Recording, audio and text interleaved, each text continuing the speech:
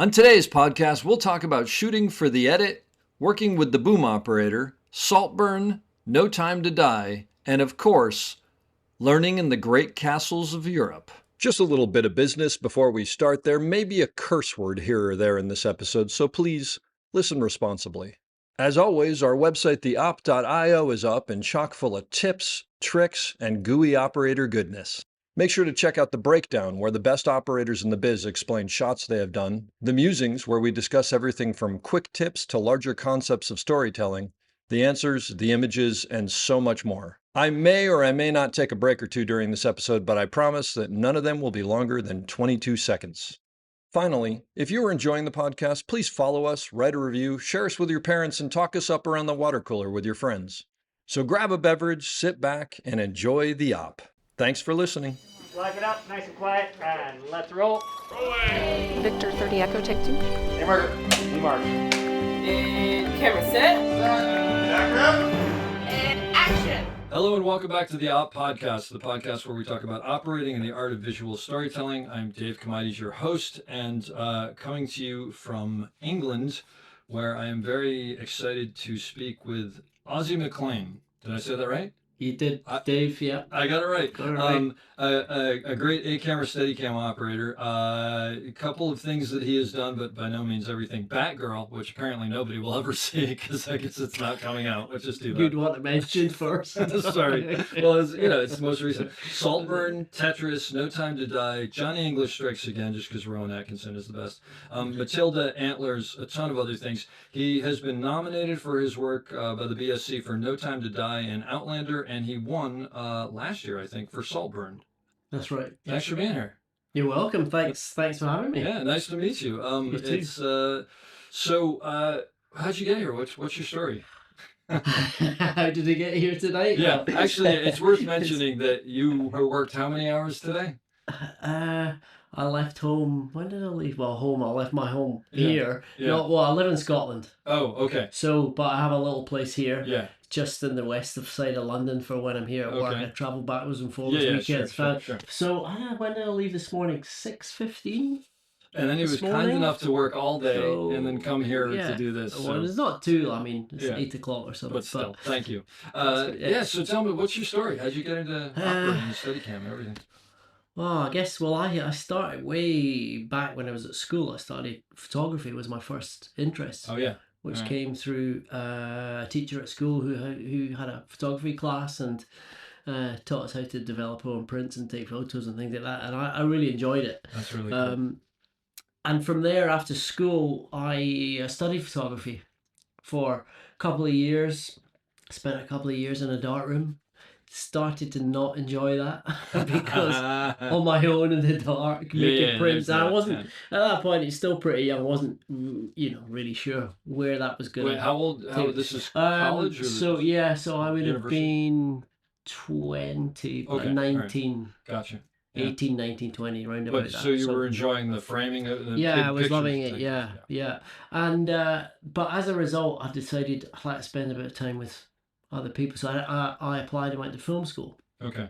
So I went to Bournemouth Film School, south of England. In England. South of England, yeah. So studied at film school, left film school, and realised that I didn't really know anything. Ouch. How many years? Not How many really. years did it take So to not know anything? So I had a couple of years studying photography. I had to do 2 or 3 years. 2 years at film school or 3 years? 2 years, I think, at film school. Okay. And then realised because I got while I was at film school, teach how to load cameras and all that kind of stuff. Sure. I had a friend whose sister was a clapper loader, a second AC. Okay. Was that like the only person you knew in the film industry, or? Yeah, Or what like- kind of was, yeah. Yeah, And his yeah. sister, he said, my sister needs a bit of someone to cover for 5 days. Could you do it? I was like, yeah, of course I can do it. Are you kidding? I know how to load mags. On a I can movie do or- that. or what? TV, a TV okay. show. I was like, sure, I can do it. Turned up and wow, that was an eye opener. Wait, so, clearly this wasn't a union thing. It wasn't Okay, it wasn't, so- yeah. But alright. still, it was a BBC comedy drama kind of Okay. thing, shot on 16mm. And you're the only 16. loader? And I was the only one there covering, and the focus puller who was quite experienced. He spotted me in the first 5 minutes. This guy was this guy, and somehow I managed to bumble through the 5 days. Yeah, You know, okay. did the cover and Were you just it petrified was the all- whole time? Well, yeah, I just realised I didn't really know what was going on. Like what the set etiquette and the Yeah. organisation and where things go, and just what was expected of me. Sure. In that particular role, because that film school, they kind of teaching you about lighting and all the kind of different roles and Not what's the real going stuff, on, and not the Do you remember nitty do you gritty. remember one specific thing that you learned pretty quickly, or anything? Yeah, how to put marks down for Oh, the yeah. focus puller, Okay. properly.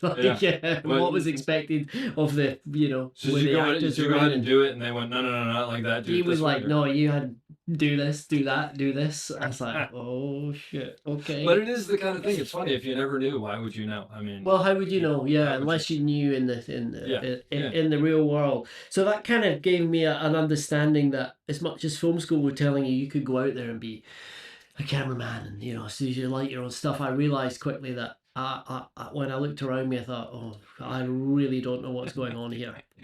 In a general in 5 sense, minutes. yeah. So that's when I decided, well, I kind of like the feel of this, but I need to learn. So I thought I want to be a trainee to start with, and then, I mean, tell me this is too long a story. Off the back of that, I was back home and couldn't find any work. Back then, it was writing letters to people.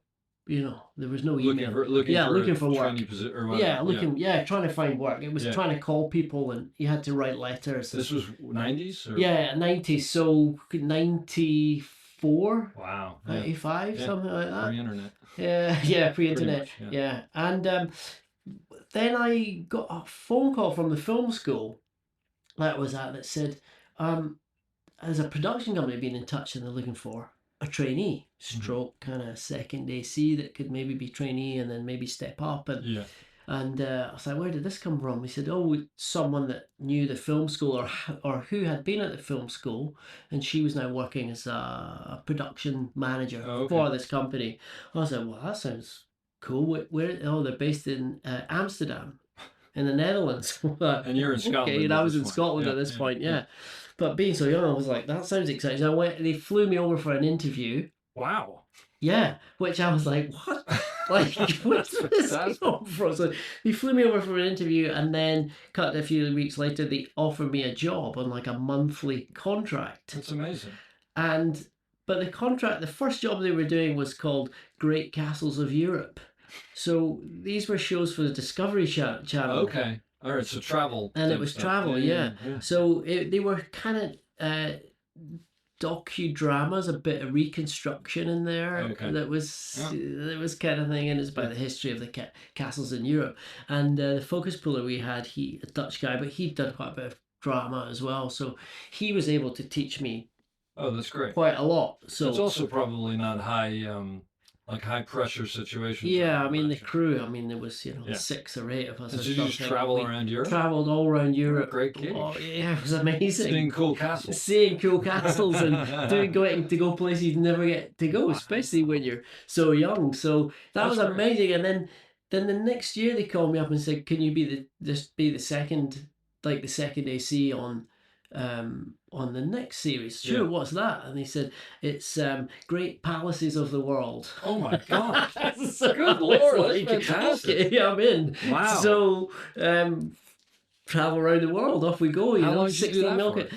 So that last series lasted for a year to work. I mean, not constantly, but you'd be away for 2 or 3 weeks. You'd come back for 2 or 3 weeks, and a bit of prep, and then away again. That's amazing. So when you were young and getting to travel the world, it was amazing, and we were shooting it all on film, and the stuff in Europe or the stuff closer by to Europe, we'd had this little van that we'd packed with lights, camera equipment, and a little dolly and track and everything we'd get in. So it was, that's about the fittest I've ever been, especially doing Great Castles of Europe, humping equipment upstairs, up stone steps and whatnot. Up and down. Oh, that's good. That's a good thing to do when you're young. Yeah, it was good. I would like to do that now. That's great. And then with the experience I had, I gained a bit of confidence in things, and I'm sort of get bit of work. I'd managed to pick up some commercials back home and pop videos and things like that, and working as a second. And then I quickly thought, well, the second thing is good. I thought, I kind of didn't want to get stuck doing that, so I quickly kind of moved up to being a first AC. Okay. Chris Puller. So then I did a couple of years just commercials and then TV drama. Yeah. But back then it was pretty tough finding work because, I guess by then you're late 90s, and so back here in the UK you have a few films that would shoot, but you could never get into films. That was like an untouchable thing because they'd only make a few films in a year. So all the top tier people took those. Yeah. And then you would have BBC dramas, ITV dramas, Channel 4 drama. That was it. There's no streamers, there's no Netflix, Amazon, Disney, blah, blah, blah. Everybody forgets about it. Oh yeah, and you only have a couple of channels here. We have a little bit more in the That's US, right. but, We had 3 channels that made TV shows. TV drama. So it was hard finding, it was hard finding the work and the continuity of work. Yeah. So I worked as a first AC for maybe 5 or 6 years. And I had always in the back of my mind, because of the photography side of it and being at film school and the lighting and things, that I wanted to get into, lighting would be the thing. So I started to try and give that a shot, and do low budget films, low budget promos. As a DP. As a DP, operating and lighting thing. But I just found that all the low budget stuff just brought more low budget work. And you just got into this hole. And then anybody that did low budget work for, like the director who had success off the back of the work that you did, they would spring, up the ladder, but they wouldn't take you with you because they were told, oh, you need to get an experienced guy, and you were left. So I was like, geez, this sucks. Yep. It was pretty tough going. And then also the thing around about that time was there was a proliferation of what we called in Europe as lighting cameramen who would light and operate. It didn't so much have a DPs and operators, especially in TV shows. Didn't really happen too much. But then things started to change a little, and then I got asked to do, could you operate on this? Could you do a bit on that? And I started to pick up more operating work. And I thought, well, that's quite enjoy it. This is an enjoyable role. And then the lighting cameraman started to drop away a little, and the DP started, using operators more, and things picked up. And by that point, no, I hadn't touched the Steadicam. So for a while, for the first probably 8-9 years of operating or something. Just straight conventional. So just conventional, yeah. And Steadicam here certainly wasn't. It's not like it is now. Yeah. You just have someone come in as like a day player, do a Steadicam shot, and then go home. Yep. It's a totally different dynamic than what it is now. Yeah. But then I went for an interview for a job, to do a B camera job as an operator, and they were like, cool, yeah, great, we'd like you to do the job, and do you use Steadicam? And no. And they were, oh, we need someone that can do that. That's what we need. Oh, jeez, right, okay. So that was like the penny dropped. I thought, I need to learn how to do this because things are changing. Was it something you were interested in anyway, or you just were like... Well, it's funny, back in film school I was interested in it back then. And but because of the lighting thing, I thought I don't need to learn how to do that, because I thought maybe the lighting will take me in a different route. And then that didn't happen, and then I started operating, and then that happened, that interview, and I thought, right, I need to learn how to do this. So did you go take courses, or? I didn't actually. I mean, I'd been around Steadicam quite a bit just at work as a second and a first AC. Yeah. And I kind of taught myself how to do it, which is a bit, I don't know, it's not necessarily the recommended thing to do. The proof is in the pudding. Your stuff is great. Something worked right. But did you just go out and buy a rig, or? Pretty much, yeah. I rented a rig to begin with. Rented a rig to practice, and then I realised that this isn't working. I need to buy my own rig and wear that thing as much as I can and practice when I could. As we all know, that is, the more you wear it, the better. The better you'll get. So you're forever learning with that thing. There's always. no question about it. Yeah. So that was I bought a rig and managed to do some low budget work with it. You know, you're not going to stay. Everyone's probably the same route. You know, the usual stuff. The thing always for me was it was like you wanted to get on something where they were just happy to have you. They were probably paying you nothing, and like you kind of couldn't screw up. Yeah, they were and great. That way you could screw up without getting in trouble. That's exactly right, and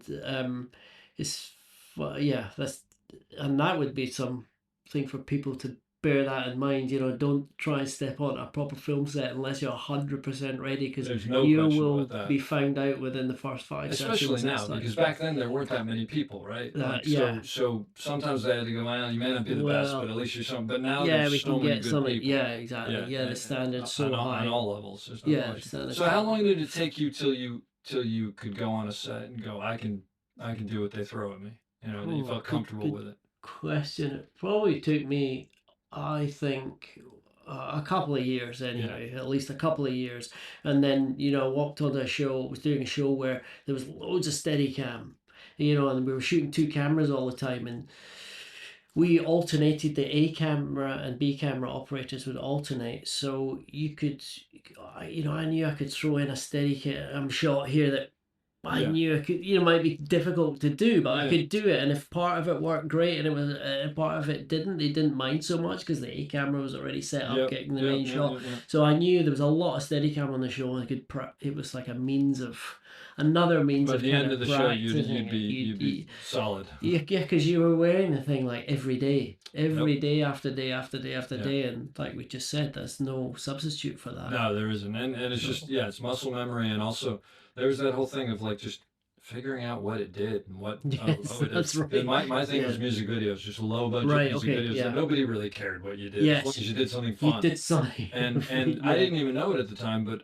I was learning, you know, okay, if you put this much pressure into it, it does this, or you can stop it this quickly, or you can whip pan or whatever. But those were the ways to do it. There's no question. Well, nobody's looking, sort of. Absolutely. And so, do you think it helped you that you started out as a conventional operator and then went to Steadicam? Yeah, I think so. I think it definitely did, because you're learning the trade as an operator, and the Steadicam is just another tool. It's just another tool. I just see it as a tool that you can use for the right time, the right place, and you can do it. So it definitely did help. So were you basically doing like B camera, Steadicam for a while? First? B camera, Steadicam, or trying to get exactly. And when did you start becoming an A camera operator? Like how long did that take? Well, I guess when we did Outlander, when that. I mean, I did a show before that I was the A camera on another sort of smaller TV thing, and when Outlander, when I was shot in Scotland, where I'm from, so it was a great opportunity for lots of people back then, which I think now was probably about when it started. When would that be? About 12 years ago. Okay. Probably. So how long have you been operating?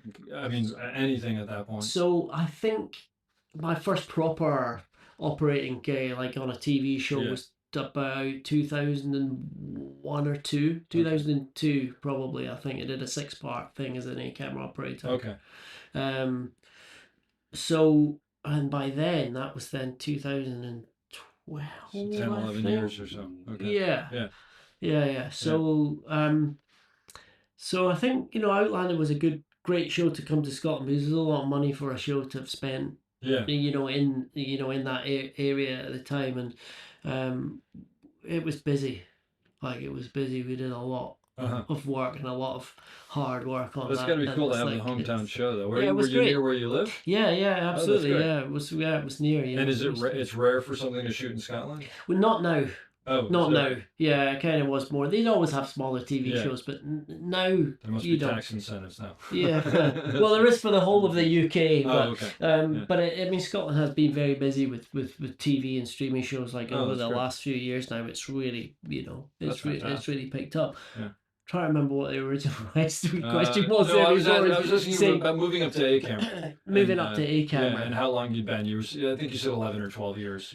10 or 11 years. Yeah, probably. I mean, I did, fortunately, a cameraman that I worked with Ali Walker, a Scottish cameraman who kind of, when we first started out, we do small commercials together and things, and he done very well for himself, and he gave me a break as an operator. That was in 2002. That was my first sort of break as a B camera operator. Well, actually as an A camera operator. I think it was like a single camera show. I mean, back then the TV shows we were doing, they didn't really have two cameras. Yeah, they were like one sort of a later thing. It was just a one camera show, so he gave me a break, and that kind of gave me a break. But then, I went on other shows and did B camera, but like I was saying, it was hard finding the work. It just wasn't there, so you pick up whatever. So that was really your first A camera gig. I mean, other than a day here or a day there. Yeah, exactly. Do you remember having to sort of, make that jump from B camera mentality to A camera mentality, where you're much more in the mix and having to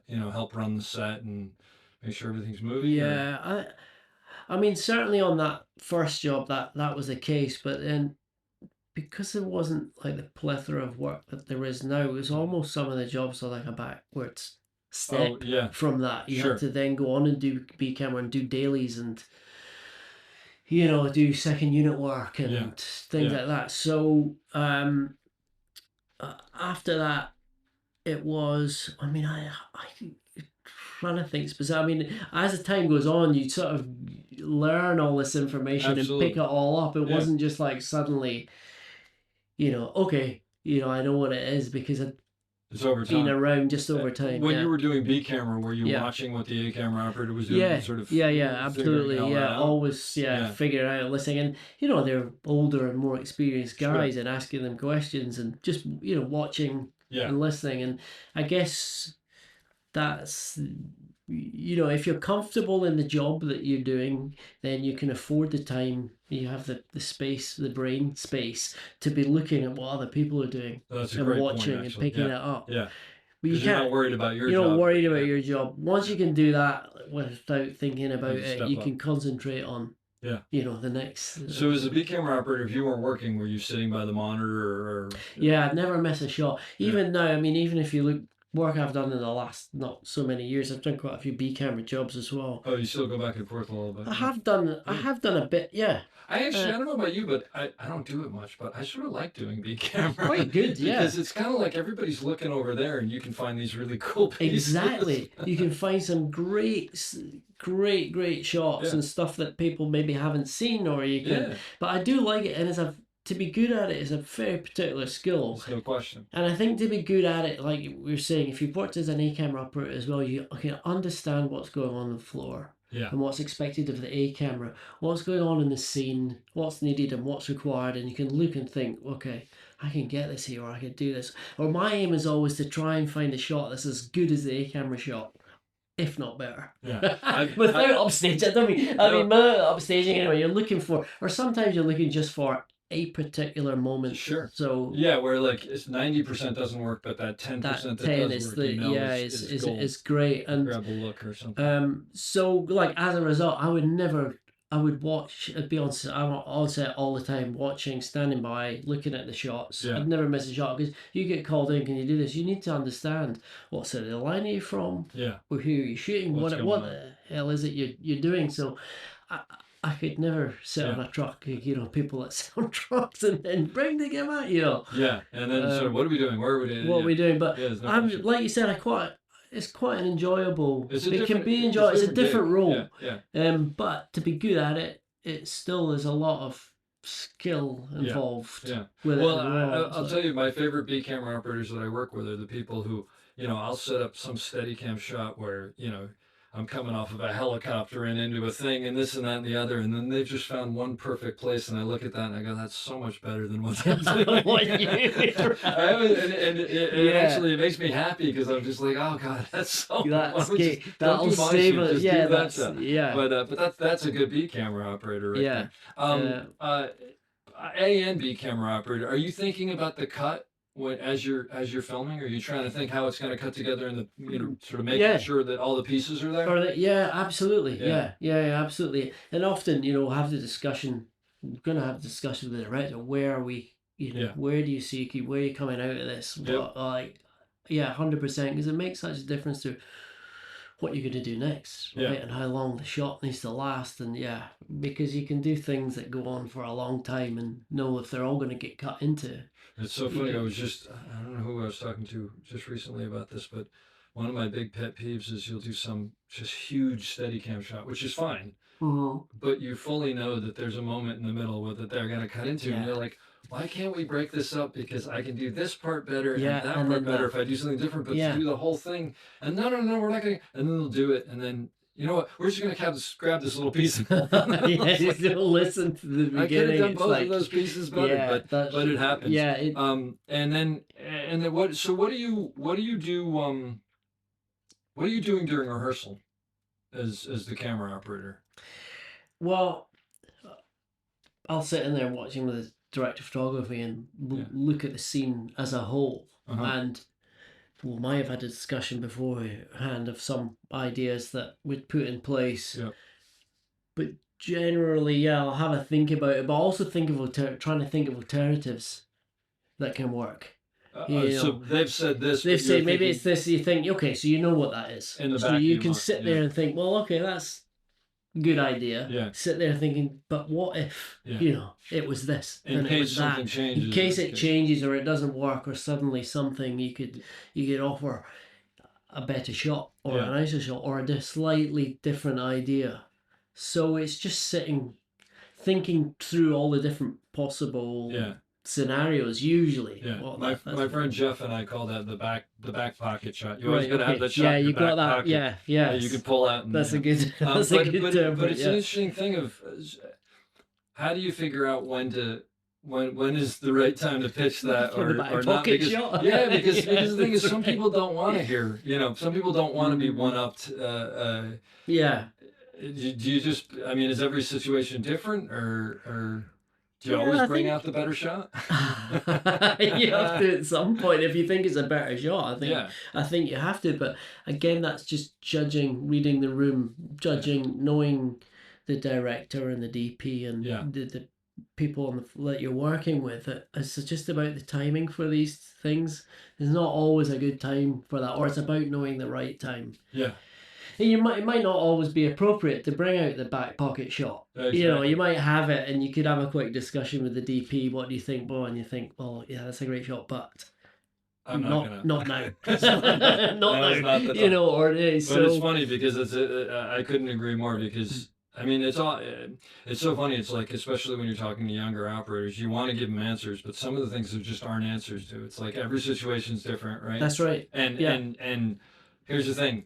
Normally I could tell the DP this, but I know he just had a fight with his wife this morning, and I'm not about to go in and go, I better, or whatever. That's right, whatever it is. But it is. Yeah, it's about timing and and I mean that's a big part of the job is being able to read people and situations. That's the majority of the job. Right? Yeah, I think honestly, because in order to make things work, it's about knowing when to speak, knowing when to shut up, knowing when to say yes sir, yes, or yes ma'am.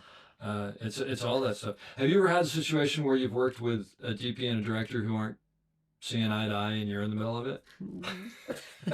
yeah. Shocking, isn't it? So yes, how do you try to handle that? Yeah, that can be very difficult. Yeah. Again, there's no one approach to that. There's no kind of right answer, or there's no one solution to that. I mean, it's a matter of diplomacy and timing again, and I mean, you're there with the DP, right? I mean, this probably the person that's brought you on board. So not always. It could be the director. No, it could be. Yeah. If There's it a little is, bit of then hoop. you have. If you have to decide who you're going to sign. Yeah. I was just talking to Vince McLean. Yes. Yeah. He said something I'd never heard before. He goes, "Oh, you just do your own shot." I Yeah, said, "Really?" one, He goes, "Yeah, do your own shot." And then when they come up, you go, "Well, you couldn't decide, so I just did." So I did that. Yeah. I don't know that he actually does that, but I thought it was a great. That is a good. Why's the camera on a sandbag in the floor? Well, I just thought that was best what you came up with. Yeah. But it does happen, right? It does. What I try to do sometimes is get them together and have a discussion and say, "Look, guys, please, what is it we're doing here? Yeah. You guys need to work it out. Yeah. Let us know. We have everything you need. Yep. Is it this or is it that? Yep. And then maybe just as well try and talk through And then hope. with them. Like, Yeah. this is good because of the merits of this and merits of that, Yeah. and which would mean we'd then have to do X, Y, and Z, and then Yep. just try and talk it out and try and hope that they're Yeah. reasonable about And it. you know, the other thing that I've said to people in the past, which I think I do subconsciously, but I try to make it my failing. You know, bring them together and go, hey, I can't quite figure out Yeah. what we want to do here. I'm That's so right. sorry, Yeah. but I'm just not Yeah. getting it. What, Yeah. what do we want to do? Yeah. And, you know, Yeah. and then they're both That's looking right. at me Yeah. going, look at this idiot. He Yeah. doesn't know what's That's- going. yeah. But sometimes to Yeah. be the scapegoat, I mean, that's kind of what you have to be That's, sometimes. no, that you're absolutely 100% right. Yeah. Yeah, sometimes you just say, look, I'm not quite understanding what Yeah. this is here. Just Yeah. me. I don't Yeah. quite understand it. Is it this Yeah. or is it that? And you don't Yeah. have to Yeah. explain that both of you are fighting, and we all know it. Well, yeah, that's, yeah. yeah. But sometimes if you give people the out, they'll take it. Yeah. How about you've worked on a lot of big things with big actors. How do you approach working with actors? Again, it's, I like to, introduce yourself and Yeah. try and come across as a nice guy. Yeah. But I think initially, giving the actors confidence in that you as an operator know what you're doing, Yeah. what the shot, explaining to them what the shots are, where the camera is, Yeah. the size of the frames. You've got a wide, we've got this. Just talking it through with them so Okay. they know what's going on when they walk onto the set. 'Cause sometimes they walk on the set and you've set something up, they don't know. You say, It's funny you said that because I think some people forget that is that you've been there for 30 minutes and this actor walks in. yeah, and nobody's told them say, sometimes what's yeah, going. what it is. So Yeah. I always like to try and make them feel comfortable. Yeah. Look, this is what we've set. These are the shots, and so they understand in their mind because they want to visualize. Sure. The size of frame. Unless of course they're the people who don't. You probably work with those That's people right, like that. yeah, that's Well, right. do you Well- ask them ahead? Do you want to know? I mean, do you find out whether they want that information? I've never asked them. I've never asked specifically. Like, would you like me to tell you what's going on? Yeah. Or I've never really asked. But I guess I mean, method actors are things that they'll come in and you start turning over, and then I just sort of assume that those guys. I mean, with method actors, I have often had a little sort of like their method, they're in character, but I'll get a little wink out. Yeah. Or you can make a little sign to them. This is a. Yep. This is a. Yep. This is a Well, close the up. other thing is, I think the first time you do it, you can gauge whether that's what they want or they don't want. Yes, indeed. And, Yeah, and then you just take it off of that, right? Again, it's yes, exactly. Again, it's just reading the It's reading the room. situation, Yeah. reading the room, see how it feels. Is it appropriate? Isn't it? And if you get it wrong, you'll soon find out. Do you know who there's an actor named Bradley Whitford who was on The West Wing? You know who he Oh, is? okay. I- Yeah. I did an Yeah. interview with him, and he's a very funny guy, and he's very self-deprecating. But I was talking to him about working with method actors and sort of what, and he said, what I love about method actors? He goes, you get a method actor and it's the 1800s and it's a Western and they're in the 1800s in the Western. And I always want to go up to him and go, so how do you explain the people on the cell phones and the camera over here? Yeah, you gotta pretend that they don't exist. You don't want to hear from them. But how do you explain? I never thought of it. I was like, that's yeah, great. that's true. How is that working in their method world? Yeah. But at Yeah. the same time, I sort of look at it. If that's what they need, that's what they need, right? I mean, I can't imagine having to do their job. I think it's the hardest job on set. Yeah. So if Yeah. they need me not to be there, then I won't be. Then, To the extent that I can't be. And Yeah. then Yeah. I'm sure you probably work with their other actors who need everything from you and want to know. Have you had those situations where you're in some close up 4 feet away and afterwards they look at you and are wondering what you thought about it? Yeah, definitely. It's They'll a look trick- at you it's a like tricky it's a situation, kind right? of- yeah, it's like What- it's good, but you generally know that they know it's good. Yeah. They know it's good. Yeah. They're giving it their all. I think they probably do. Yeah. They yeah. do. I mean, they want to be in front of camera. They're giving it their all. They know it's good. I think when they've been asked, oh, what was it? Brilliant. Yeah, It was yeah. brilliant. And I've never been in a position to say, like, do you know what? That was not quite. If I was you, I would, give it. Yeah. He's always I agreed. was just talking to Kelvin Pike about He was the operator on Dr. Strangelove, and he was telling me that in the big war room, they're doing a shot, and Kubrick walks over and he goes, "Calvin, how was that?" And George C. Scott's doing his thing, and Calvin goes, "It was okay, but yeah, George wasn't as good as he was in the last one, I think, but they were both good." And Stanley turns around and goes, "George, Calvin didn't like the last take you did." So I like that even on like the big movies like that, they're throwing people under the bus. I mean, there are times when like you said, you'd be so close to the actors, you're looking at the performance, and there's times when you will go and say to the director, "Look, I think, shouldn't they be doing this, or could that be quietly, or to the side?" And then it's it's passed on through the director. But when they asked me, "How was that? Was it great?"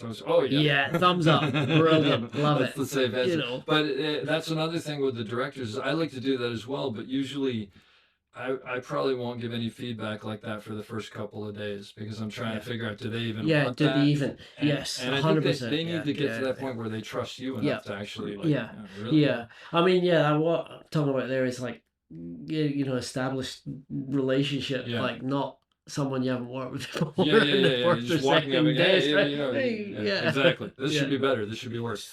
What about working with your first AC and your dolly grip? Let's talk about that a little bit, and sort of the relationship and how that works. Obviously, two of the guys and girls that you work most closely with. Well, amongst all other people that you work really closely with, but they're a full team right there, full team together. I mean, and as well, a good dolly grip for CC, worth their weight in gold. You can't do without. So what makes someone a good dolly grip to you? I would say somebody that has an idea of composition, and also the compositions that are required for the movie that you're doing, because the compositions, they're not always the same. It's always a different style usually. So understanding what it is and what's needing done, and if things aren't quite right, when they can and can't move. That's a big one, right? To correct things, when the time is right, and also they need to have a nice touch. On the dolly, but for them it is understanding the shots. And also where things are cutting or not cutting, because if they have a moment, while we're cutting, they know something else, they come back, so they can make a little adjustment. So it's important that they need to understand the script, the story, the characters, the style, everything that's needed. And I guess the same with the first AC as well, because just because the camera's pointing at someone doesn't mean that they need to be in focus, When you started operating, was the camera assistant next to you, or were they already off on monitors? They were sat next to me. They were, because the thing that I noticed for a while was, and I think it's changed again, and I don't know why, maybe the technology has gotten better, was for a while with digital, it's like they were always a hair behind because like when they were sitting on the dolly and the dolly started to move, they knew that the dolly was moving, right? So they started to focus with it. But when they're in another room, which sometimes they have to be, they would be a hair behind it and it would be catching up a little bit. But it seems to have gotten better, thankfully. I think so. I mean, I think the technology that they're using, the light rangers, these things are helping them all the time. But the good guys are definitely using a combination of the old school techniques with modern. These things are just aids. It's not a be all and end all. I have a light ranger, everything will be in focus all the time. That could be what's happened, actually, now that you mention it, is because maybe, like you were saying about getting comfortable, maybe they've gotten comfortable with the technology that now they're getting back to what they used to be able to do. Like there was a little bit of catch up for a while. For a while. That's true. But I've noticed it. That's true. Tell me about Saltburn, because it was fascinating. It must have been a fascinating movie to work on. That was great. It was such good fun. Did you enjoy the aspect ratio? I did. I mean, yes, I did. What but was the aspect ratio? It was 4:3. It's 4:3. So for anybody who's listening who doesn't know, 4:3 basically is like old television almost. As opposed to like 16:9 or widescreen or something. It's a square box. But I mean, it didn't frustrate you at first, or did you? It was quite odd. It was odd at first. Because you're so used to 240, or you know, Yeah. I think the last couple of films they were all 240, and then suddenly It's, you're like, wow, this is it's just gonna. even, it made me think of like what's a close up and what's a what. You know, That's it's just, right. where do I put them It in the was a frame? total recalibration of Yeah. thinking of framing and how it works and how the camera works. But you were clearly able to embrace it quickly because Yeah, I movie mean, looks you great. have to, yeah, and get, you know, obviously there's very talented people involved there with, you know, Linus Zangman and Sure. Emerald, the director. Was there a reason that they gave you for choosing that? Yeah, Emerald liked the feeling partly that it was you were almost looking in on the subject matter, like in a doll's house Oh, kind of interesting. thing. That Oh, was one of okay. the things, and also I guess compositions within the house, within the home. There was so much that you would have missed. Oh, yeah. You'd have to That pull was back much about, wider yeah, to see all for that. Oh, that's it. yeah. Yeah, there was a combination of different ideas that Yeah. pushed it, you know, into Oh, that's this fascinating. 4x3, and I think, you know, it certainly lends the film a particular No question. feel. You know, Well, when I it's started like- watching it, the first couple of minutes, I was really sort of like, "This is annoying," and then I completely forgot. Then about you it because forget I got about into it. the movie, which Yeah, is exactly. which means it worked. But Yeah, exactly. At first, it was sort of jarring. Yeah, It was a good movie to work on. it was a lot of fun. Yeah. Yeah, it was. It was one of those films that that probably comes along every few years where everybody's together, Yeah. getting on, having a great time. It was the summer, you know. Was it on stage or was that a You practical know, it was location? practical location. Where- Yeah. Oh, so some big Out, mansion. yeah, out north of London, Oh, yeah, wow. which had never been filmed in before, Oh, really? which is the first time that house had ever been used, because a lot of these houses that are around London have all been used for Yeah. Downton Abbey and The Crown and Okay. you know all Yeah. these kind Sure. of things. Sure. So, Yeah. and that they didn't want that for the film. Mhm. Emerald didn't. She wanted somewhere that hadn't been used before. So, Yeah. yeah. So we were on location, and it was the summer, and you knew you were working on something good, you know, Yeah. something a bit different, and Yeah. it was just a very enjoyable job with the dynamic on set, with the cast, the actor, the crew. Everyone got on well. It was very fond That's great. memories. Oh, Very that's fond fantastic. memories. Is there a Yeah. particular scene or shot or anything like that that sticks out in your mind? Well, I mean, the one everyone talks about is one of the last shots in the film Yeah. when Yeah. Sure. Barry's, you know, naked down the corridor. Yep. But there was other stuff that we did that didn't make it in there, and even the opening shot, I think. What was the opening shot? I think the opening shot was. I don't remember if it is Something the at opening shot. school? When we come down, we're in Oxford because he's at Oxford University, Yeah. and comes down off the buildings, which was a step off from Oh, yeah. McLean, and Okay. then with a steady cam and Yeah. follows him all the way around, and then Yeah. there's a 180 rounding at Mhm. the end that Yeah. reveals the Oh, you know yeah. class of 2007 or Yeah. something. Yeah.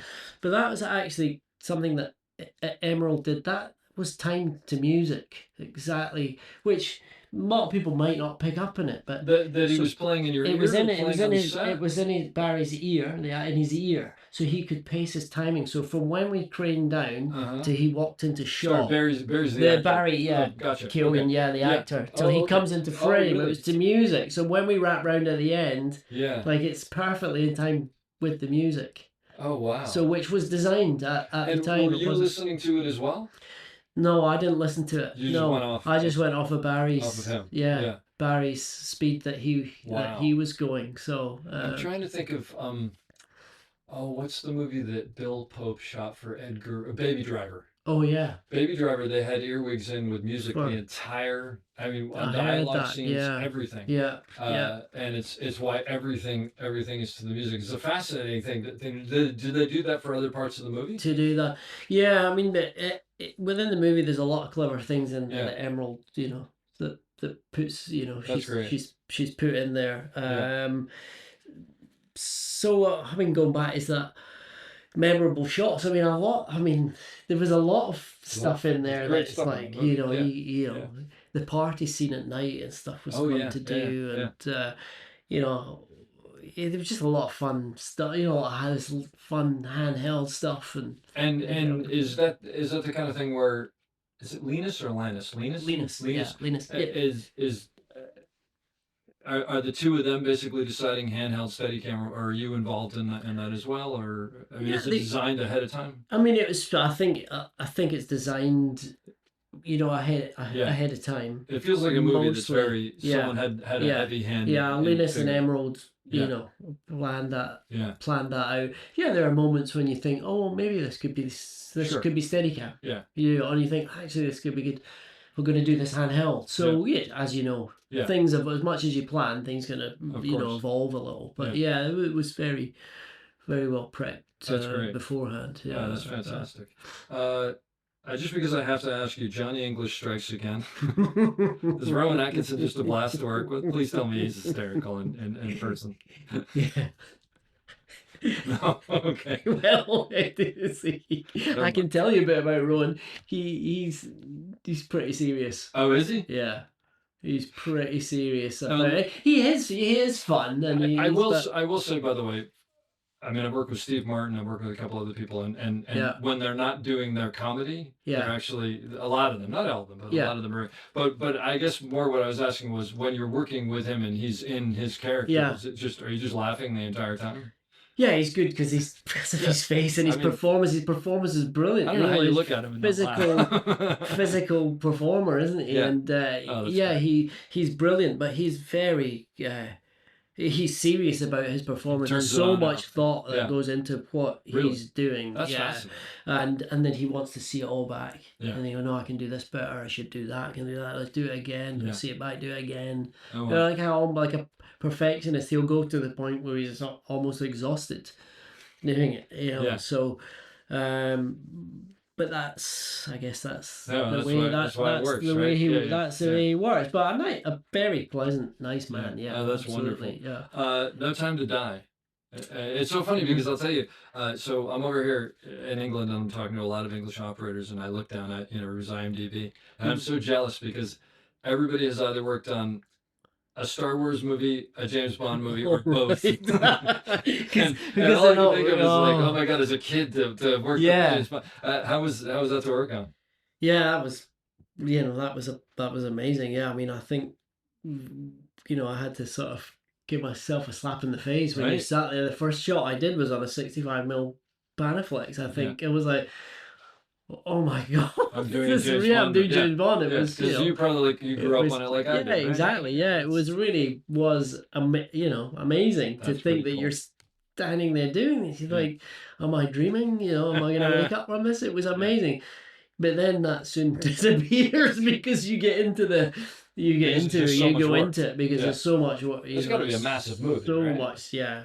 And are you Massive, doing massive a lot movie. of stunt stuff, or is that a totally separate? Separate unit. Yeah, okay. Mostly, yeah. Mostly. Mostly So also you're basically separate doing unit. most of the drama, and then, Yeah. then it goes to them. Yeah, Yeah. yeah, absolutely. Yeah, I mean the second unit on it is huge. I'm sure. Yeah, and it's space- big. its It's own- bigger, if not bigger. Yeah, it's just And do you interact with them at all on something like that, or they basically? not really. No, they're like standalone, Yeah. separate. Yeah, Sure. separate unit. Huh. So Interesting. they do a lot of fun stuff. But that's we did too. that's pretty cool. So, but I don't think I saw a Star Wars movie on your thing. So you have yet to do that. Yeah, that must be I coming. get to do it. I actually got asked.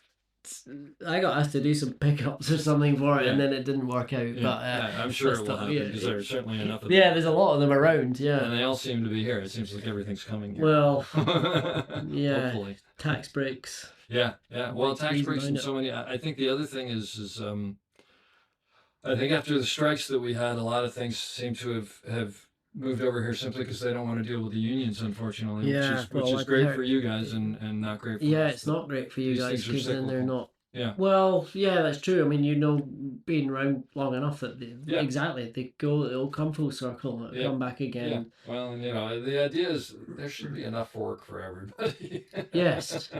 But Yeah. for anybody listening, I wish the people in the United States would take a note from you folks and just do 10-hour days because Yeah, I don't know how you guys do the 10-hour days. Is I mean, enough. That's, average TV day is 13 with an hour for lunch, and it's just it's exhausting after a while. I mean, it's a grind, and I can't imagine the idea. Who was I talking to today? Yesterday, someone was saying that their deal was they were done by 7:30, And I was like, oh, so it's not even like a 10-hour day. It's just that, yeah, we finished at 7:30. I remember what movie it was. I was like, that's fantastic. Yeah, that's because it great. also means you're starting in the morning and this and that. Yeah, I mean, you can almost not quite have a life in the week, well, but more you so can, than if you but more so than But at you least you have guys your can weekend. do, Yeah, and you have you're your not- weekend, and Yeah. generally we have, you'll have you'll have a Friday night as well. It's not like you guys are going into Saturday mornings and Nope. stuff, and Yeah. I don't know how you do it. Although it's not as bad because our union's changed to where we get 54 hours off. So if you go into Saturday morning, it kind of messes up Monday. So it does happen occasionally, Right, but right. And it's Okay. interesting because everybody was sort of like, and then the minute that went into, you didn't see Saturday morning anymore. So I see. Yeah. so there's a plus to that, which is good. Yeah. You get nervous when you start a job? No, I don't think so Oh, anymore. that's good. You got past. Yeah, no, I don't think I do. It's just like that's great. back to work. You Here were we doing go. it. How Good. do we? What are we doing here? I Yeah. think. I don't. Yeah. I don't. Yeah, Not that's anymore. Good, that's good. What do you think is the difference between you can pick anyone you want, a good operator and a great operator? Like what makes someone a great operator? Oh, good question. I've been trying to figure this way. I ask everybody because I want to figure it out. I want to figure out. Can you tell me an answer so I can get I'll better? tell you when I find out. Yeah. Well, I guess it goes back to what we were saying earlier about reading the room and managing how you manage the floor, how you deal with actors, directors, direct photography, and all the rest of the crew, and you it's a people skills job. How you deal with the people, because technically, if you say you're an operator, then the technical side of it, being able to use, like we said, steady cams, cranes, dollies, all the stuff that goes without saying. Yeah. We said the real skill is managing the people and saying the right thing at the right time. But also, I guess, understanding the style of the film and what the director and the DP are after, and being able to offer up the right things, and understanding the cut and how things might cut together, or how it could be done slightly better than maybe you're discussing at the time. So being able to edit in your head, and having a thought, is that right, or is this the right time to be cutting from here? I mean, it's just managing all these things in your head. There's just so much going on that doesn't involve ever touching a camera. It's. I mean, you actually said that perfectly, because I think so much of it has nothing to do with the camera. Yeah, nothing. I mean, you do stuff through the camera, but it's not all that other stuff that you're talking about. I mean, the moving the camera is the easy bit. It seems like it. Probably. Sometimes, I mean, often there's particular skills involved there, obviously, that you can learn. People can learn them, and you can learn how to do that. But you need to know when to apply them at the right time, and being able to apply them, and understanding the right tools for the right shots as well. It's like, I think the way that I look at it is, to me, moving the camera is the really fun part. Yes. And all that other stuff is the stuff that I don't enjoy. I mean, That's not right. that I don't enjoy Yeah. it, but you kind of have to put up with it. Yeah, that's it. Yeah, that's it. I know. Like positioning background. Like, You do or this you- guy you do here, or you this don't? guy here. Yeah. No, I mean, I don't really like you Yeah. have to do it as part of your job Sure. often, but I don't really enjoy having to do that. Yeah. It's half a step to the left. I'm like, Yeah, But exactly. that's composing the all part. shots. But yeah, that's gonna be. What about working with a first AD? Yeah. Again, another very important Yeah. relationship. How do you with approach someone. that? I think you want to kind of befriend them if you don't know them straight away, because together you're running the floor. Yeah. So again, it's about being nice, Yeah. giving them confidence that that they know that you know what you're doing. Yeah.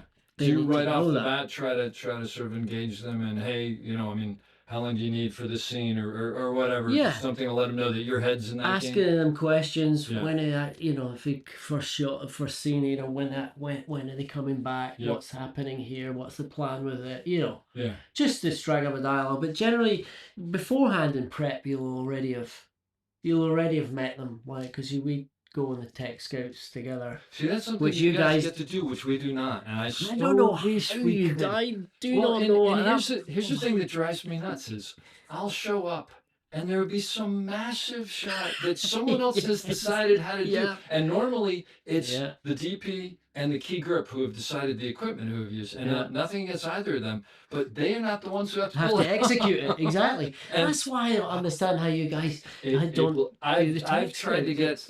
in early on prep so many times, and they do not do it. And but it's sort of normal here for you to be Yeah, out on prep. 100%. I mean, I mean, not doing them is like I don't know how you do it without. Makes so much sense. It makes because you could get the three. You think DP, operator, and grip together Yeah. on the Tech Scout. Boom. What are we doing here? We could do it between the three of you. If it- Here's a great idea. Yeah, What do we exactly. need for that? We could use this. We could Yeah. get that. You can discuss it all between Yeah. you and work it out. So when, like you said, when you turn up, Yeah. ready to go. Well, and this is my pet peeve. Not that this would ever actually happen or has ever happened, but you show up and you're using a certain piece of equipment, maybe a crane, Mm.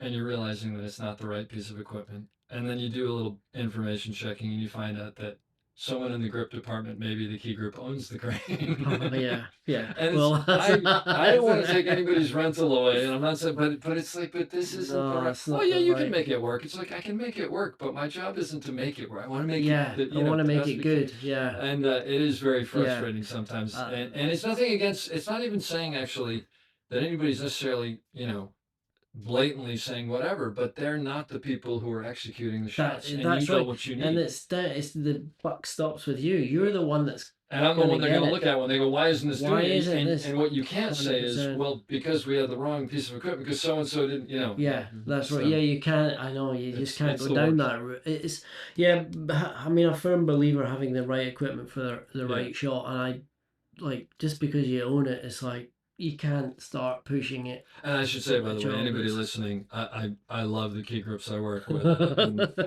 Apart from that one Yeah, guy. Apart from that one time. Yeah, that one time. What is this squid? yeah, It's good. but it is, I mean, and not even from the point of view of being the wrong equipment, but more so just,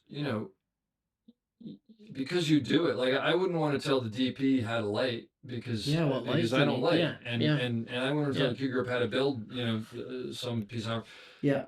So because not even that it's the best way to do it, but I may have an idea that they haven't thought of because like, oh, you know what? Actually, 2 shows ago I did This and we da-da-da-da. use such and such and Yeah, yeah, it's- and it would work perfectly. Yeah, I mean, you guys should really try and check. That would be one. Well, it's not for that lack of and- trying. Yeah, that and the hours. Well, If the you problem change is those- we're all too tired, so we Yeah, can't yeah. do it. Then No, you but- would all be the greatest operators in the world, and, There you and go. back in the UK we wouldn't have any work. So Yeah. I'm glad it's So we not won't do it. changing. Yeah, there you go. No, but early on, and usually one of the things I'll do with the ADs that kind of to set the tone is right after the first rehearsal or sometime during the first day, if there's a moment, I'll occur to go up and go, hey, so just between you and me, I'm seeing we got the master, we got a shot over there, Yeah. and then maybe this close. Do you see anything else? And they go, yeah, but or sometimes I'll go up to them and go, just be aware. They said there's just 3 shots. I guarantee you it's 4, or they're gonna need a pop of. Oh, yeah. So just Yeah, just so they yeah, had the heads up Yeah. thoughts. Yeah, and yeah. because I think that sort of sets the tone of like, look, I'm on your side. We just want to get Yeah. this and get it It's well. just like communication and all knowing that you're talking about the same thing, that nothing comes as a surprise. yeah, that's Kinda thing. that's exactly it. Is it yeah. Or if you overhear the director saying, "Oh, I think I need a shot," it was like you said, say they do. I just heard him saying, Yep. Yeah. So, And the other things I'll usually talk to them and go, hey, so I think we get this and we get that, and then we're gonna turn around, so we should probably be talking about these Yeah. cards back here and whatever. And then again, they know like, oh, this is good. oh, this is he's coming, thinking this is ahead. on the Yeah. side. So Yeah, you sort of yeah. get that in your back pocket. But Yeah. what about working with a boom operator? How do you work with a boom operator? Get it? No. No, that's very unfair. Again, the good guys, I'm happy to discuss the shots with them. Can you tell right discuss away whether they're the good guys or not? Because some they're out there and some Yeah, aren't as much. yeah. What do you look for? They'll come and ask what the shot is, or they'll know the lenses, Yeah. the format and the lenses, and they'll know, and you can tell straight away because the frame's there and the boom it's right in the right where you'd expect it to Yeah. be. It's not like hanging around. Oh, tell me, like, because And so I think you just have a feeling, you just know those guys. Well, someone asks you what lens are you on, and they're with, oh, we were on a 50mm, Yeah. and the boom comes in Right on. and right on it. Yep. You're like, okay, this guy knows. Okay, I this can check girl that knows off what the they're list. doing. I don't need to. Yeah, yeah. you know, but working with them, I'm happy to run you through the shots with them and to give them Yeah. like, well, at this point we're here, then we're there, and then you've got this, and sometimes you have to do that for them because they're doing their work too, Oh, right? yeah. And it's got to be as good as it. And they're by themselves too. Can be, I yeah. sort of feel for them, to be perfectly honest, Yeah. because it's like at least I've got a couple people with me. They're kind of on their own somewhat. Yeah, And so I try to make sure Yeah. I'm on their side, so to speak. and I guess it's not just about keeping it out of shot. There's also shadows, but they also have to be getting good sound as well. So they have to find the right spot for the boom. There's no point in saying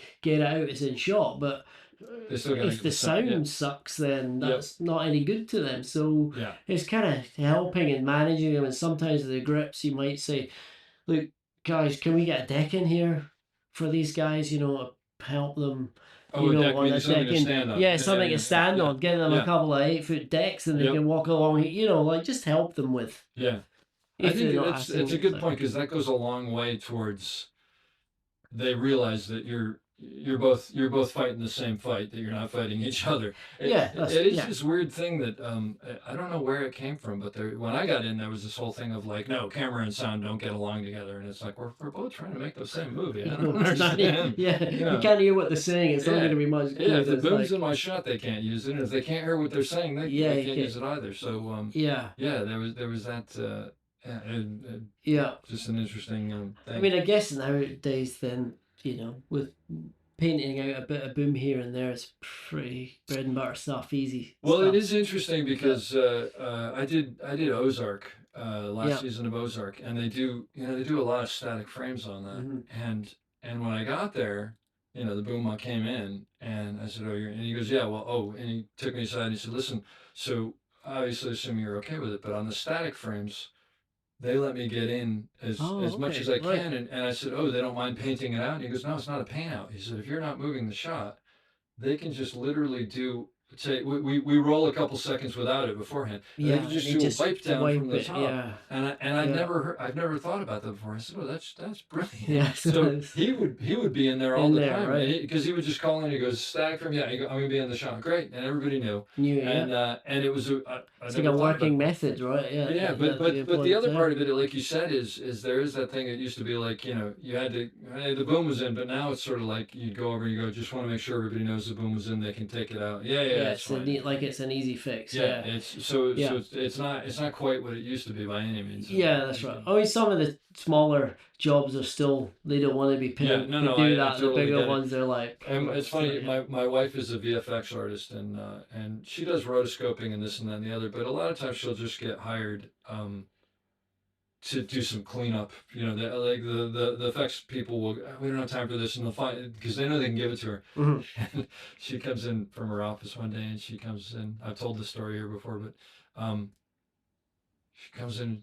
Come here, come take a look at this. I go in, looking at a car, and she goes, "Look at the windows on the car." And I look, and I'm like, "Oh yeah, the whole crew's in there. Like, Right, someone's eating yeah. a sandwich." And Yeah. whatever.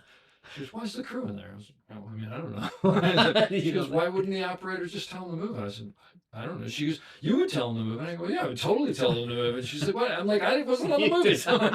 But she's upset because she's now got to She's got- yeah. clean it up. She's like, "Why wouldn't they?" So when I'm on set all the time, when people, "Oh, they'll just paint it out," I was going, "No. We got 2 minutes. Let's just It's let's just easier, look yeah. like amateurs and whatever." Yeah. But I understand that there are times when you go, "Look, that's going to take 20 minutes, Dave. We don't have the time." I totally get that. That's it. But I think people get a little. Yeah, you don't want to get lazy You with don't that wanna get stuff. You lazy still with that. want the image to be as clean as it can be. You don't want Yeah, to. and the other thing is, I don't want some producer looking at it and there's somebody eating a sandwich Yeah, in the in the reflection back of of the your window, shop, because I it know. just makes me look bad. Yeah, that's right. Because they don't have to be. No, I agree. If it's a Yeah. simple thing, just Yeah, just. but it's funny. I clean always it, think of like- her, and I'm like, she's dressing me down because of it. But then she's getting work though. If they didn't Yeah, have well, that, there is she would that. have So, yeah, jobs. someone's gonna be She'd working. be saying, "Dave, get more people eating sandwiches I'm in not getting shop." enough stuff. Leave Yeah. some more people in there. Yeah. Yeah.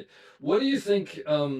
You have advice for a B camera operator on someone who's just jumping in and they're on B camera operator, but they're learning. Do you have advice for a B camera operator? Um, I would say be attentive, be listening, Uh-huh. always be on the set. Try and keep as close an ear as you can to the director, DP, operators. You know, understanding what's going on. Yeah. Watching every single shot. Yeah. Like never skip out the room. Never go. I'm off for a coffee or I'm off to. You got to be there to see every single setup. Because when they need you, it's be for a very specific thing, and you have to understand what that is. Yeah. Otherwise, you're gonna make a fool of yourself. So yeah, I think being attentive and watching, paying attention on the set, and what's going on is a big thing. Yeah. But when you're watching and listening, you can be watching if you're quite new. You can be watching your camera operator and just learning from it and seeing how they do it and what they do, and also you can see if they make mistakes as well, and you think, well, okay, or if they've forgotten something, or you can learn from all these things. It's funny because I think you don't learn more from people's mistakes, but I think you see more mistakes than you see something that makes you go, oh wow, that was impressive. Yes. And you go, okay, I'm not going to do that. I'm not going to do that. Yeah. I'm not going to do that. Yeah. But when you're an A camera operator and B camera operator, there's not a B shot, but there's a shot they come up with. Do you prefer them to come to you and see if it's going to work for you before they go to the DP and put it in? Oh, that's a good question. I'm trying to think how that works, because I mean, quite often we'll have a discussion before, for two cameras, and when we're discussing the shots and what we're setting up at that time, I'll already probably know what the B camera is doing. Yeah. But I mean, I think a shot where it's only a camera. It's only a camera, and they have. They could get. Yeah. Yeah. Do they bring it to you? Do they bring it to the DP? Yeah, I mean, it depends. Sometimes, they've come to me and said, do you think this is a good idea? Yeah. It depends on their level of experience as well, I suppose. They might come to me and say, do you think it's a good idea? I should offer this up. And you can say, yeah, that's a great idea. And then you can, go and... Yeah. Or you can say, well, no, because I don't think you should do that, because maybe it's the wrong side for the light, or you're going to have to put all this stuff in, whatever it may be. Yeah. Or it's not necessary. So...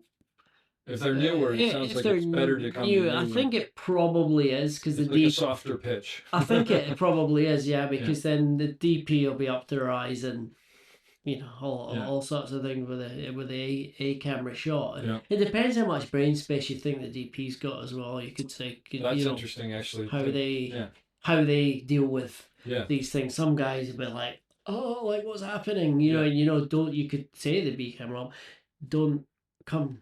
But we'll discuss it first. Come to me. And I'll take it up there. Or otherwise, you could be saying, well, you're working with someone that you could say, well, he or she, they're fine. Just go and ask them. Yeah. If they want it, they'll. It's really interesting that you said that, because it's something that I haven't talked a lot about on this. There is that thing of, as an operator, along with all the other things that we have to do, and I'm not saying everybody has a lot to do. Yeah. But one of the things also I think I think I tend to do is you keep an eye on the DP.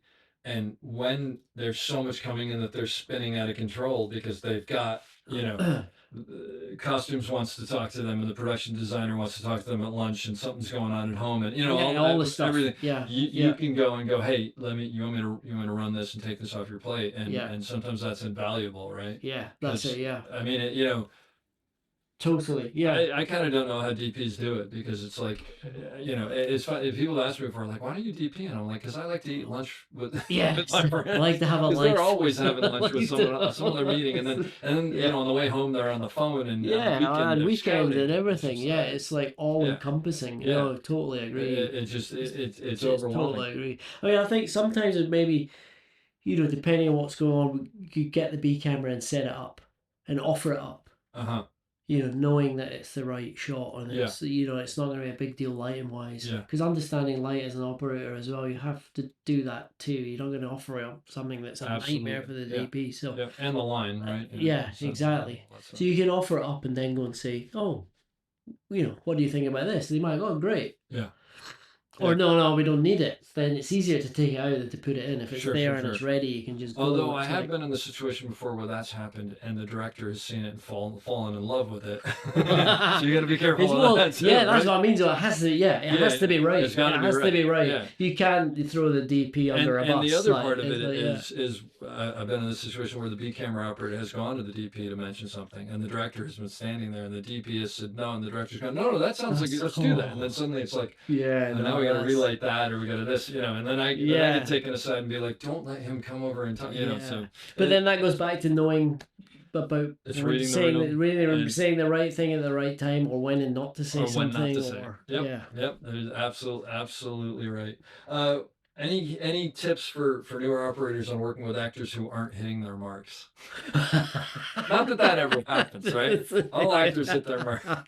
It used to be great because it was like if you're on your mark, you're in the light. You're in it. And That's if you're it. off You're the not. mark, We you're can't but see it's it. not Yeah, that it's way not like that right? anymore. Yeah, Yeah. it's not like that anymore. Yeah. I mean, do you just let it go, or It depends, right? Yeah. It depends how much of a compromise it is for the shot, right? If Yeah. they're on the mark or if Yeah. they're not. But how to deal with the actor? I mean, sometimes it's like can be a case of we have to get you there, yeah, or the shot doesn't work. yeah, But again, we'll keep saying this. It's going back I to know. managing people Yeah. and getting them on side. And if they trust you and they rely on you, they feel comfortable with you. They'll, you're all working together. yeah. They'll work with you and they'll understand it. The good ones will. One hopes. Well, yeah, exactly. And What about the actor that you can't, who's made it very clear? Look, I don't want to know any of the technical stuff or whatever. Do you go to the DP and the director then and say, what do you want me to do, or what do you? Well, I think we're probably already aware of that, right? When you start, Yeah. you already know. So the DPs probably let the set slightly differently for them, so that it's giving them a bit more free reign, and you make sure you're prepped if you're on the dolly or the crane that this is good. This is Come over a little bit. or yeah, whatever. we're going to be ready here. Again, Yeah. it goes back to having a good dolly grip. Yeah. Can see that this is. They're not quite They're not where it clearing needs the to be, other actor. but they can be whatever. however it is. So Yeah. you're relying on your dolly grip for that. If the actors aren't interested, then you have to do what you have to do to make it work. We move the camera to suit the actor. Yeah. But you can't. I mean, you can't. That's the only solution, really. You Yeah. can't make them do it if they don't want to do it. So. Yeah. What I've found in the past is usually I'll go up to the DP or the director and go, look, just so we're clear, person's not hitting. I'm going to adjust, but there's nothing that I can do to get them there. I mean, because it'll cause more harm than good if I try to do that. So I'm just going to come over a little if that's okay. Yeah. And 9 times out of 10, they'll. We know we get it. They get it. Yeah, Yeah. but you do get that sometimes. You're like, why the hell is it like? What? Well, Yeah. they're not on the mark again. Yeah, Like and then why? You're like, well, we're adjusting, but they're even more like it's. And then you get those DPs or directors who are like screaming it across the thing, and you're like, I'm trying to keep this fair. I don't want to go into this. all the time. Yeah. Or the other thing that I've talked about a bunch on this is that thing where you focus has been off, or maybe you've been off the mark on the dolly, or we need another one. Why? I didn't do a good job. What was wrong with that? And you really don't want to Trying to say specifically what it was. Yeah. It's just like, like, shut up and let's just. We had some technical issues here. We do another one. Yeah, but, that happens. But there are those times, I'm sure you've done it well, where someone else has screwed up and you sort of go, I didn't do it well. I just need another one. Yeah, we just need another one. And I think that's it. You just have to. We kind of take the weigh bullet, it. And those are invaluable because I think it shows those people like, no, we're all in this together. Yeah, that's right. Yeah, if it's right, because you could the dolly grip or the crane grip work if something doesn't go right, or I mean, you just say, guys, we need to do it again. And sometimes you do a shot, the director says, great, moving on. You have to say, well, hold on. You say, look, I'm really sorry, but that wasn't good enough. You got to get in there quick enough. You got to be straight in there. Oh, yeah. You cannot even give it like 5 seconds. You could be straight off the bat because they will move on straight away. But they'll be walking into the next set, right? Because sometimes the shot can be okay, but it's not of the right standard. It's just not as good as it needs to be, for the judge, and you know that. So you need to try and get them to do it again. Yeah. Often you get that chance, and sometimes though you don't. Yeah. Sometimes you need to. You has to be right first. I mean, everyone wants to get it right first time. Of course, so that's what you're there. But it doesn't always. By the way, you don't get a rehearsal, right? Yeah, those are that's things right. Good Lord. Lord. Yeah, Yeah. yeah. And my favorite thing is like, well, let's just shoot the rehearsal and see if the magic happens. And it's like, first of all, there's no magic. It's us doing our job And if well. you're shooting the rehearsal, it's not a rehearsal. It's not a rehearsal. And then the other thing is then it'll happen. It'll be like, well, what happened? And you're like, well, that was the rehearsal. Yeah, You it's the said we're first shooting. time we've ever seen this. Don't, Just 'cause we're you know, rolling. don't bust their balls. This is going to be a mess. Yeah, you yeah. know. And then like- the AD will, you know, well, why do we have to do rehearsal? It's like, because we want to do our job. Gotta do it, gotta do it But, right, yeah. yeah, I mean, there are sometimes I'm saying, I like, get it. you say, we have to rehearse it. But, There are other times you know the shot, you're like, okay. Well, and also there are those things where you like- go into it, and it's like, look, they'll come in and go, I know you don't want to do this, but the actor's hot and just Yeah, wants to go. wants to It's just go. like, I'll give it a shot, Yeah. as long as everybody understands that, you know. Yeah, we we'll haven't have to figured do it this again. out. And then suddenly you're like 20 takes deep. Yeah. Because the actor wants again, and then they want you, like, And and, there's no and time you've to done fix it. it. And you've done Yeah. it, like, right, 18 times in a row. Yeah. And they're still going. So it isn't like... Yeah. And that's one of the other interesting things that always amazes me is we've got to nail it every time, right? Because Yeah. we're basically waiting for them to get the right performance.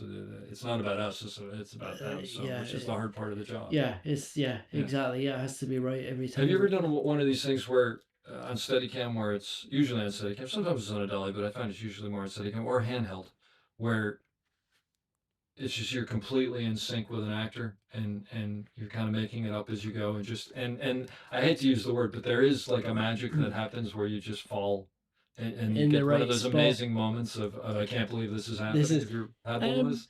I guess...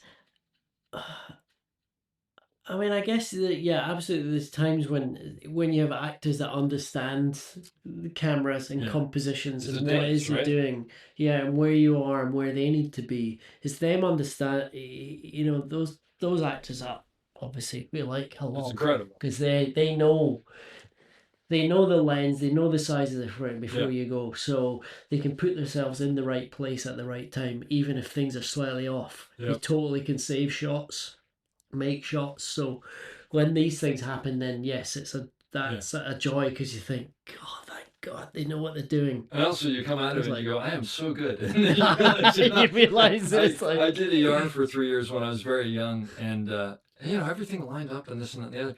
And then I went on to other things, and I realized very quickly that those guys would land and then instantly know how to clear themselves. And I was From- like, I'm always landing. I'm getting it. And then I got into other things, and I'm like, oh, I don't know what I'm doing. Yeah, that's They were totally helping me. Yeah, I mean, it's like a thing that I don't know if it happens, but you think for actors that they should be, when you're learning to be an actor, they should be like a class where They totally should. where they bring cameras in and dollies and explain to them, Yep. if you stand behind this person here, we can't see you. Can't see you. But if you go here, we can see you. Yeah. And understanding the camera, the lenses, and maybe how it moves. Absolutely. Because you get these kids that turn up that I'm an actor and go on to set and they it can be all over them. No idea. Not got a clue what the camera's doing or where it is or Yeah. what's going on. So it seems like there's something missing there for them in part of their Yeah. learning. It's interesting that you say that because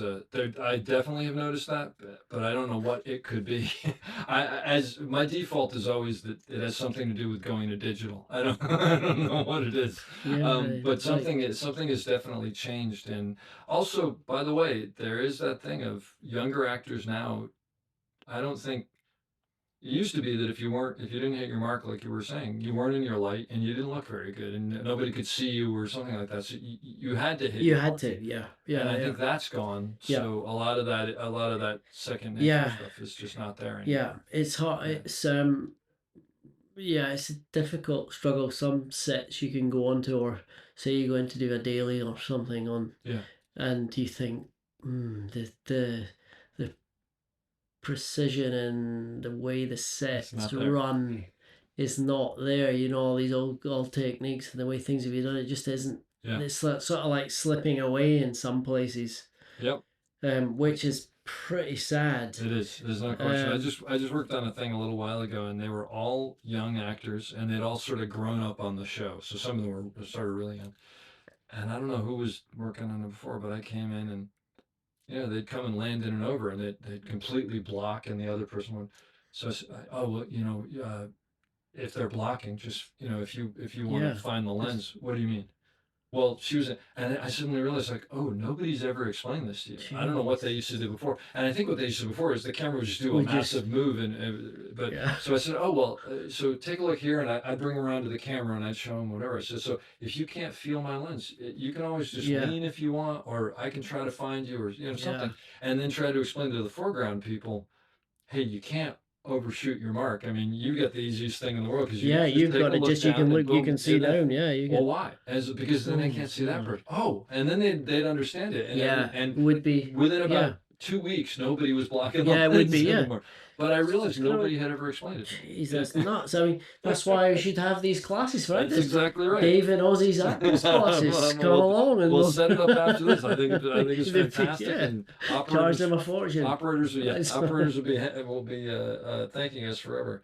Yeah. Well, listen, this was great. I'm gonna finish up here because I know you've had a long day. And I so Thanks, appreciate it. Dave. But there's so much great information. Oh, I do want to ask you one question. Batgirl. I never had this situation. What's it like to put all that work into something and know that it's never going to be seen? Is that just a kick in the teeth? Yeah, I think for everybody, was it a good movie? much what. I mean, it was fun. It Yeah. was, it was a fun movie to be involved in. We did a lot of fun stuff, and there's a good. Brendan Fraser played the. Oh, he's great. Yeah, he's in the film I'm doing at the moment actually, and Oh, yeah. he played the baddie in Background. He was brilliant. I mean, he's a great actor. Great. He's a great actor. But you feel sorry for all the people that put the hard work It's into terrible, it. right? It's like everybody that Yeah. put from every department, all that work. And I it's mean, like a $90 million movie, right? Yeah. Some massive amount of money, and Yeah. they're never going to release it. yeah. I mean, this is very odd. I mean, I don't ever know the real Yeah. reasons Anyway, I why. just figured I'd But ask because I've never had anything like that. Hopefully, I never will. yeah, well, I hope. To Yeah, put all that work into something and then not be it's able like- to, yeah. sure. No one ever sees it. It's Yeah. mad. It's nuts. Well, like I was saying, thank you Yeah. so much. There's great stuff You're here. I'm welcome. going to leave you with the question that I leave everybody with, which is advice for someone starting out today on how to succeed, or what you wish you knew back then that you know now. Gosh, that's a good question. no How right did you answer. think of that? There's Yeah. no right answer. Yeah, there's no right answer. Good. How to succeed? Yeah. Whoa. Or what do you need to know to succeed? You can't give up. One thing. It's when you fail, or you don't get a job, or you don't get a call, or it's very easy to feel down in this business. It happens a lot, especially when you're starting out. So you can't give up. You have to keep pushing.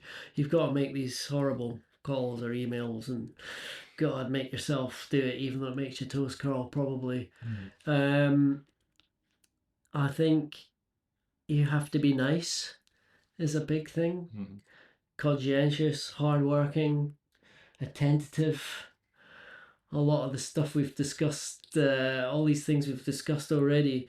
But watching and learning, I mean, you can learn so much if you get yourself onto a set by how all the dynamics and people's roles and how they all interact. I think you can learn a lot from just watching. You don't necessarily, you get yourself on the job as a runner or trainee, and once you know what you're doing there, you can watch what's going on and speak to the other guys and look at what they're doing. Like we're saying, once you feel comfortable with what you're doing, you can look at the other stuff that's going on and learn from that. But how to succeed? Yeah, you just need to not give up and have an open mind. Don't take things too personally. There's a lot of big personalities out there. Not all of them nice. So you sometimes just have to go with the flow. And your job is to serve. Is to serve, and even if it's an idea that you think maybe isn't that great, you still have to give it everything you've got to execute it the best you can, because that's your job. You're getting paid to serve the DP and the director and the production. So sometimes you just got to suck it up and get on with it. Do what you have to do. But don't give up. But be nice, I think, be nice to people. I don't see any reason to be any other way, no matter what's going on. I hope you enjoyed that as much as I did. We'll be back soon with another great episode. Don't forget to check us out on theop.io for all sorts of information on operating and storytelling. So thanks for listening and have a great day.